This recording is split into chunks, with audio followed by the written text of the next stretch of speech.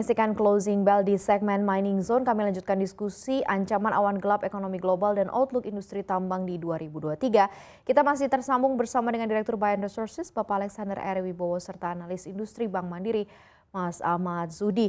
Kita sambung kembali ya Pak Alex. Anda melihat sebenarnya proyek hilirisasi begitu ya dari sisi Bayan sendiri seperti apa sih? Apakah ini juga bisa lebih runningnya cukup baik dan daya tahan hilirisasi Indonesia untuk menghadapi awan gelap di 2023 ini akan seperti apa sih yang Anda lihat Pak Alex? Ya, kalau hilirisasi macam-macam jenis mineral ya produknya. Tapi untuk hilirisasi batu bara sendiri gitu ya, memang perlu masih banyak yang perlu secara komersial perlu di-solve gitu ya, perlu di-solve bersama dengan pemerintah. Misalkan untuk DME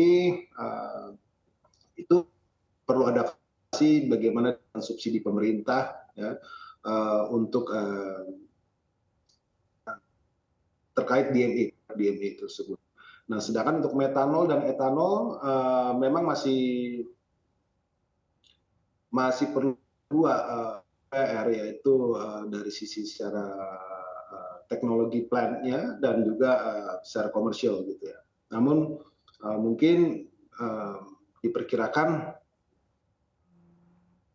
metanol, hilirisasi untuk metanol dan etanol bisa jadi lebih menguntungkan gitu dari sisi hilirisasi batubara. Nah, di satu sisi juga ada beberapa langkah sebenarnya yang terkait dengan optimalisasi batubara. Misalkan dengan teknik batubara underground mining gitu ya, itu juga dapat meningkatkan nilai tambah sebenarnya dari atau optimalisasi reserve cadangan batubara. Oke. Baik, optimalisasi resource dari cadangan batu bara yang ada begitu ya saat ini. Mas Ahmad Zudi, apa sih yang mungkin perlu di-boost ya khususnya untuk batu bara dalam proyek hilirisasi ini sehingga akan ada added value yang muncul karena kita tahu kan fosil energi mungkin sekarang lagi sunset industry ya. Nah, kalau seandainya kita lihat tadi yang di statementkan oleh Pak Alex, ada etanol, metanol begitu atau DME yang kita butuhkan juga term atau time for realization-nya begitu ya, kapan begitu. Anda melihatnya seperti apa nih Pak Ahmad? Ya, ini kan menariknya sebenarnya gini Mbak Maria, hilirisasi ini, konsep hilirisasi ini di Indonesia muncul ketika kita tahu nih ada transisi energi, dan suspek utamanya adalah batu bara. Jadi gimana caranya Indonesia ini yang kaya akan batu bara tidak menjadikan batu bara sebagai stranded asset seenggaknya sampai 5 tahun ke depan, seperti itu. Nah, sebenarnya dari rencana SDM sendiri pun sudah banyak rencana-rencana untuk hilirisasi selain gasifikasi batu bara menjadi DME ya. Kita juga ada coal upgrading, terus penerapan CCUS dalam penambangan batu bara dan segala macam. Option ini selain DME yang harus dieksplor lebih lanjut sebenarnya kalau menurut saya. Sebagai contoh, coal upgrading. Kita dibuktikan nih sekarang sebenarnya negara Uni Eropa, negara-negara di Uni Eropa itu masih butuh batu bara ya untuk sebagai backup mereka, sebagai energi yang akan membantu mereka untuk memperkuat transisi energi yang dilakukan di sana. Sementara di Indonesia sendiri, mayoritas yang kita ekspor itu mungkin di kalori sekitar 4.000, 3.000 sampai 4.000 lah. Sementara di kalori-kalori tingginya kita masih sangat jarang untuk ekspor di kalori tinggi.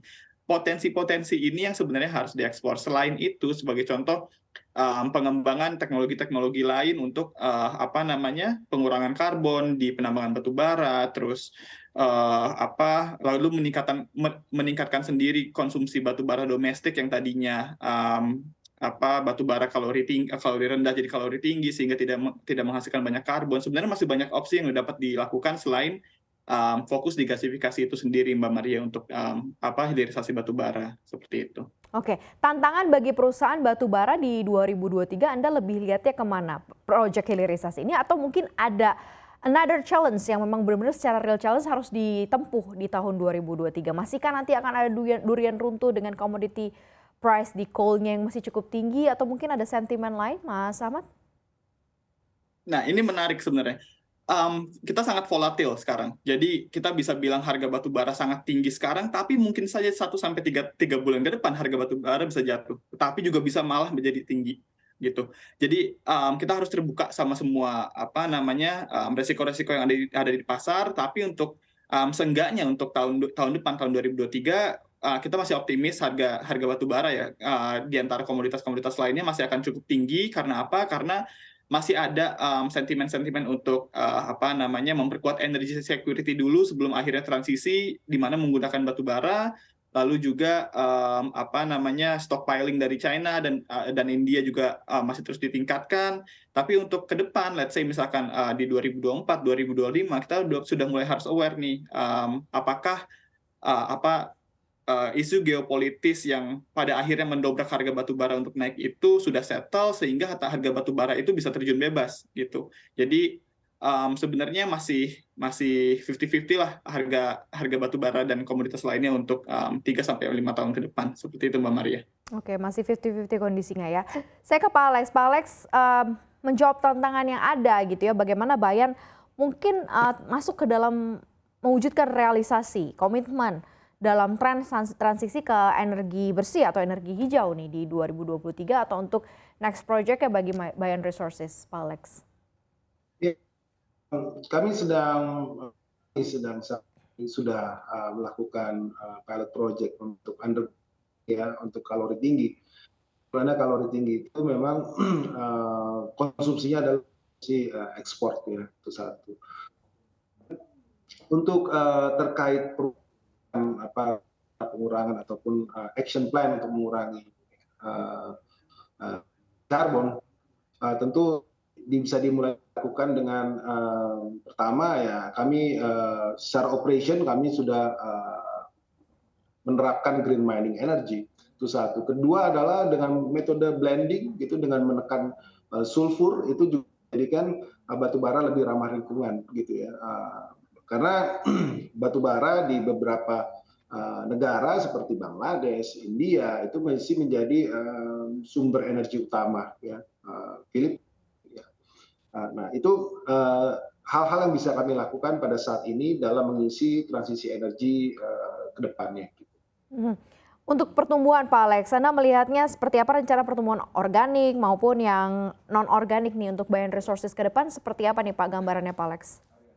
Ya, pertumbuhan organik artinya dengan peningkatan produksi dengan produksi yang ada saat ini kami rencana menargetkan di 2023 pertumbuhan organik peningkatan produksi bisa mencapai antara 10-20%. Hopefully ini bisa sampai 20% peningkatan dibandingkan itu pertumbuhan secara organik. Nah, untuk pertumbuhan non-organik kami coba mengekspor dengan opportunity dari sisi pertambangan lain dengan mengakuisisi aset ataupun dengan melihat opportunity kesempatan di pertambangan mineral seperti mungkin emas atau mungkin nikel gitu. Oke. Berarti sudah banyak proyek-proyek dan siap untuk menyambut tahun 2023 dengan berbagai tantangan dan juga optimisme yang ada. Terima kasih atas waktunya sudah berdiskusi bersama dengan kami, Direktur Bayan Resources, Bapak Alexander R. Wibowo, dan juga analis industri Bank Mandiri, Ahmad Zudi, sudah berdiskusi di Morning Zone. Closing Bell, selamat sore.